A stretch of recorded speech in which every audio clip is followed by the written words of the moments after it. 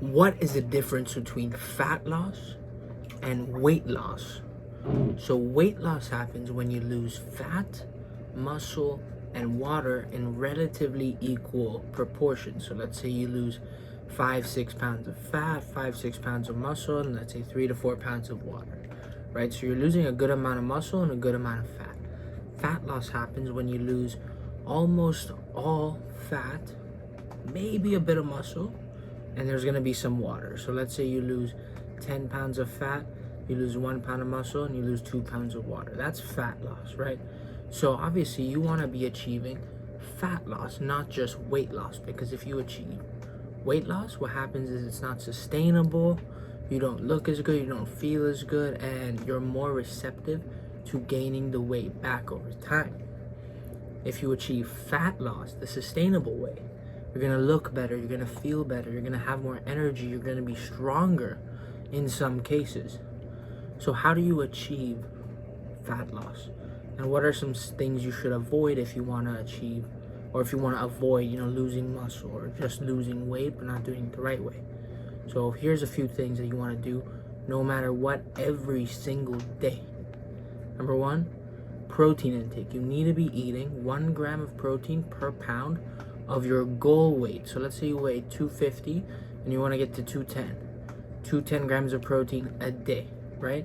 This may seem hard, especially if you're never used to eating such a high protein diet, but what you want to do is you want to just break it into even servings. So let's say your goal is 210 grams of protein a day. You want to break it into 3 to 5 pretty even servings of like 40 to 50 grams.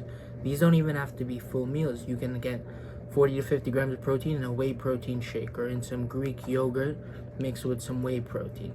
You can have 2-3 solid meals and then a couple snacks, a protein shake, and you're good to go. Good meals to have are, when you combine 2 protein sources in one, like steak and eggs, or you have pasta with chicken and shrimp. Try to have more than 1 protein source per meal. Try to have a few go-to meals like you have all the time. For me, I always have eggs with another protein source and some toast. Sometimes I'll change up the toast and I have potatoes. But that's a meal that I have 5 to 7 times a week. It's very easy to prepare.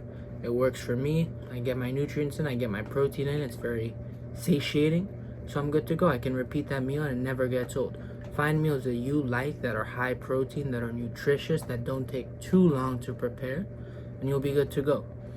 Next is you want to make sure you're prioritizing your recovery, getting at least 6 hours of sleep a night. I say 6 because a lot of times people, they work late, they have kids. I get that, life exists and not everyone can get 7-8 hours of sleep a night.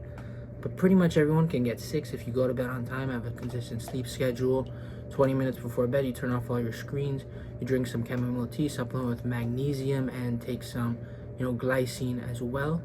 Make sure you're sleeping in a cold environment that's dark, and, you'll be good to go. If you need, get some blackout blinds, but you shouldn't have too much issues if you follow that. You'll get pretty decent sleep. 6 hours at 90+% sleep efficiency is not bad. Better than someone at 8 hours getting, 75% sleep efficiency. So if you're getting high quality sleep, going to sleep fast, staying asleep the whole time, you can be pretty refreshed off even 5 hours of sleep. So just make sure you have a consistent routine, but aim for 6. Next is you want to make sure you're maintaining your strength. If you're maintaining your strength, you're maintaining your muscle. If you're gaining strength, you're gaining muscle. It's as simple as that. So you don't want to switch up your training styles and suddenly start doing high reps for toning and completely throwing strength out the window. You still want to be training in the 5 to 15 rep range and going heavy, close to failure, trying to hit PRs. If you're an advanced lifter and you've been lifting for a while, you're probably not going to hit PRs while losing fat, but you can at least maintain strength. If you're a new lifter, definitely you want to be gaining strength, even if you're losing weight, you're losing fat.